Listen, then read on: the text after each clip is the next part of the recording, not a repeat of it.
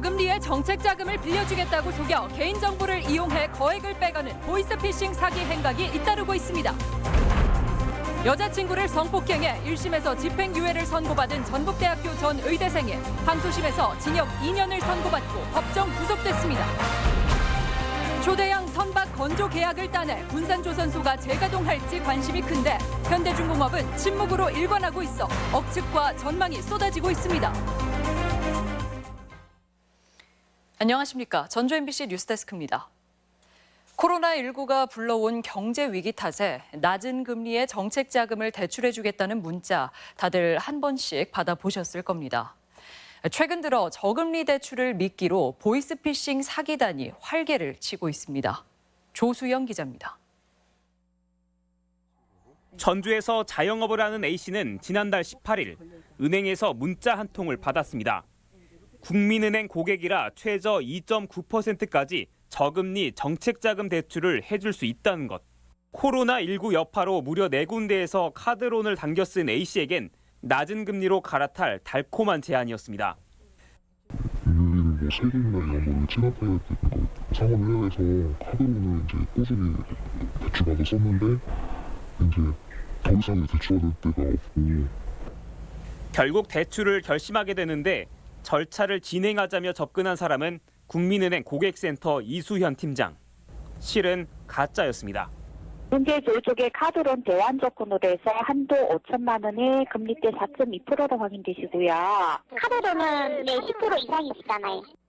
대출 신청을 위해 개인정보를 입력하라며 안내한 인터넷 주소는 해킹 프로그램 설치를 유도했고 이 덫에 걸린 피해자는 보이스피싱의 먹잇감이 됐습니다. 내가 순간 너무 돈이 필요하고 절실하게 했지만 너무 그럴싸했어요.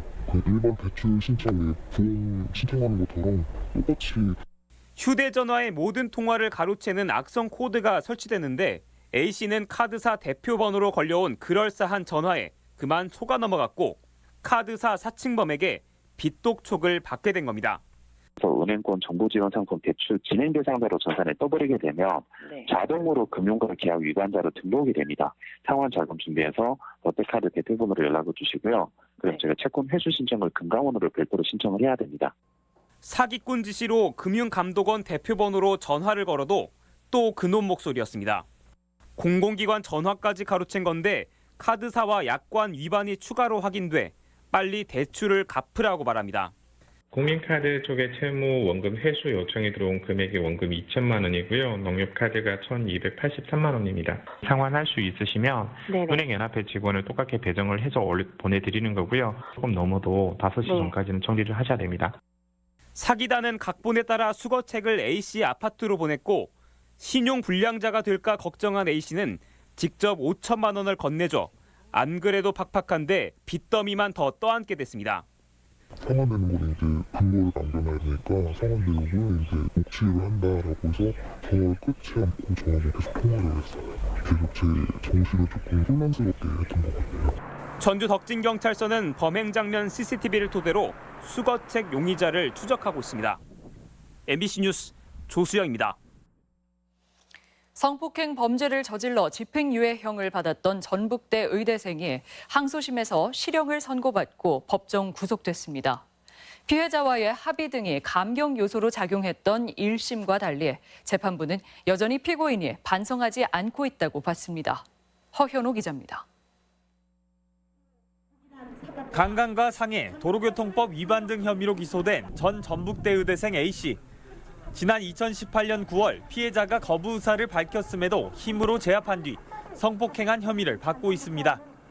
지난 1월 전주지방법원은 징역 2년에 집행유예 3년을 선고했지만 항소심은 달랐습니다. 재판부는 집행유예형을 선고한 1심 판결을 파기하고 징역 2년을 선고해 피고인을 법정 구속했습니다. A씨의 법정 구속을 가른 것은 범행에 대한 반성 여부, 피해자와 합의했다는 사실을 피고인의 진지한 노력으로 보고 감경 요소로 적용한 1심 판결과 달리 항소심 재판부는 피고인이 명목상 범행을 인정하고 반성한다고 말은 하고 있지만 강간 혐의는 사실상 부인하고 있는 데다가 수사 직전 자신에게 불리한 내용이 담긴 문자 메시지를 선택적으로 지우는 등 치밀함까지 보였다고 판시했습니다.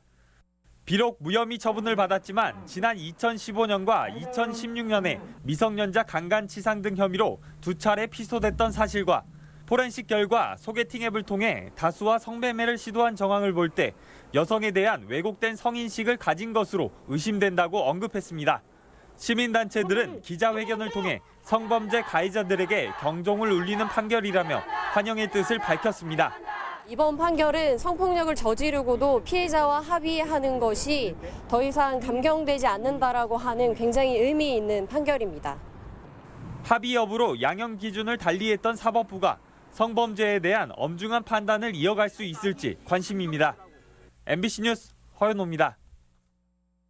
익산 여성의 전화 등 시민사회단체는 전주지방법원 앞에서 기자회견을 열고 신도를 성폭행한 혐의로 항소심이 진행 중인 익산의 한 교회 목사에 대한 엄벌을 촉구했습니다.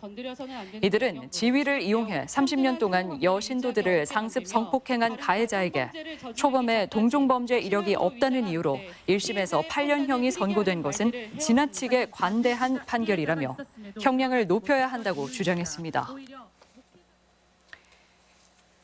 경찰이 대구 자가격리지를 무단 이탈해 전북 지역을 돌아다닌 40대를 추적하고 있습니다. 남원경찰서는 지난달 23일 일본에서 입국해 코로나19 자가격리자로 분류된 뒤 어제 저녁 8시쯤 격리지인 대구 달서구에서 무단 이탈해 임실과 전주를 거쳐 남원으로 이동한 45살 A씨를 추적 중이라고 밝혔습니다. A씨는 내일부로 격리 기간인 14일이 지나 격리가 해제될 예정이었던 것으로 알려졌습니다. 일부 무소속 단체장들이 더불어시민당을 경유해 민주당 합류를 시도했지만 무산된 것으로 알려졌습니다. 민주당 전북도당은 지난달 합당 이전에 시민당에 입당했던 정헌율 익산시장 등 몇몇 무소속 시장 군수에 대한 중앙당 심사 결과 이들 모두 통합당원으로는 받아들이지 않기로 결정했다고 밝혔습니다. 민주당은 지난 총선을 함께하지 않은 단체장에 대해서는 입당을 거부한다는 원칙론을 세운 것으로 알려져 향후 추가 입당도 쉽지 않을 것으로 보입니다.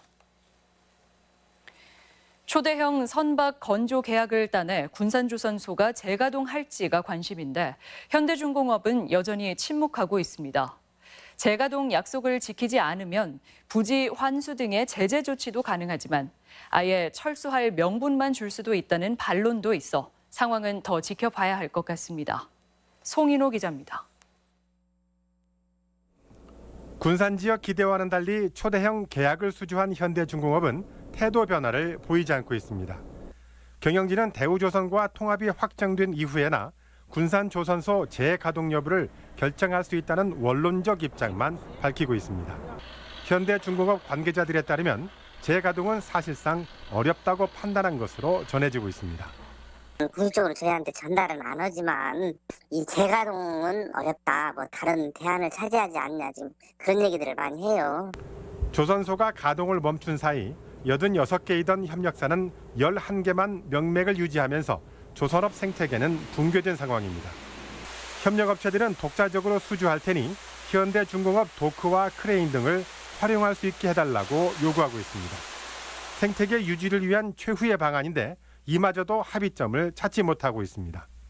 저희 조합 같은 데서 그 시설을 이용할 수만 있다면 회의 수주나 이런 것들이 좀 활발히 이루어지지 않을까 생각합니다. 미온적인 현대중공업의 태도에 따라 국가와 자치단체 소유의 부지 환수 목소리가 높아지고 있습니다. 하지만 이럴 경우 현대중공업의 군산 철수 명분만 주게 된다는 반론도 만만치 않습니다.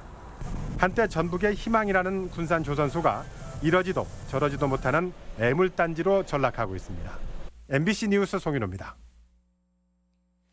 차세대 나트륨 2차 전지 기업이 익산에 1,000억 원대의 투자를 추진합니다.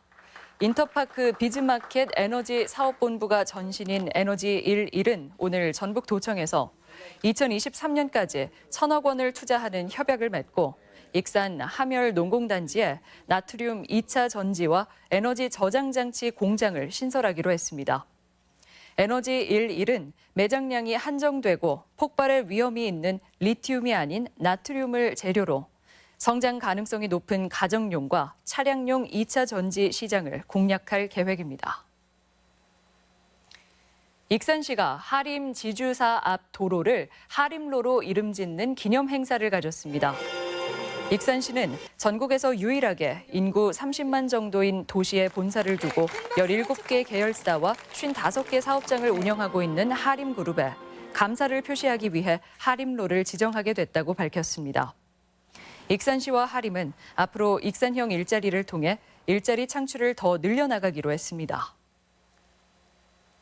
올 2학기 교장 공모제가 12개 학교에서 추진됩니다. 전라북도 교육청에 따르면 오는 9월 1일자 교장 공모제를 운영하는 학교는 초빙형 8곳, 내부형 3곳, 개방형 1곳 등 초중고 12개 학교로 공모교장심사위원회 심사를 시작으로 관련 절차를 거쳐 다음 달 8일 최종 임용 후보자를 추천합니다. 공모제 교장 임기는 2024년 8월 말까지입니다. 전라북도는 오늘 제7회 자랑스러운 청소년상 시상식을 열고 선행 부문의 영생고 이상현, 면학 부문의 전라북도 청소년지원센터 김동균, 예체능 부문의 설천고 김하빈, 국제화 부문의 전북외고 박수홍 등 4명을 시상했습니다. 2014년 시작된 청소년상은 24세 이하 도내 거주 청소년 가운데 엄격한 심사를 거쳐 지금까지 30명이 수상의 영광을 안아왔습니다. 현충일인 내일 오전 1분간의 묵념 사이렌이 울립니다. 전라북도는 조국 수호를 위해 헌신한 순국 선열과 호국 영령의 명복을 기원하는 제65회 현충일 추념 행사를 열고 10시부터 1분간 묵념 사이렌을 울린다고 밝혔습니다. 사이렌 소리가 나면 순국 선열과 호국 영령의 숭고한 뜻을 기리는데 동참할 것을 당부했습니다. 문화관광재단 대표이사 청문회에 대한 경과 보고서가 채택됐습니다. 전라북도 의회는 해당 상임위원회 회의를 거쳐 이기전 전북문화관광재단 대표이사 지명자에 대한 청문 결과를 요약한 경과 보고서를 채택했습니다. 경과 보고서는 지난해 협약에 따라 공개되지 않으며 보고서의 의견 역시 인사의 참고사항일 뿐 강제력을 가지지 않습니다. 코로나19로 지방기능경기대회가 뒤늦게 개최됩니다. 한국산업인력공단 전북지사는 제50회 전라북도 기능경기대회를 오는 8일부터 12일까지 전주 공고 등 12개 경기장에서 개최하기로 했습니다. 기계, 설계 등 41개 직종 338명이 참가하는 이번 대회는 9월 14일부터 21일까지 제55회 전국기능경기대회 전북 대표 선수를 선발합니다. 전주 지역 공공수영장의 수질 상태가 개선됩니다. 전주시는 완산과 덕진 수영장에 소독제, 차염소산을 친환경적으로 분해하는 장치를 설치했다고 밝혔습니다. 전북권 뉴스였습니다.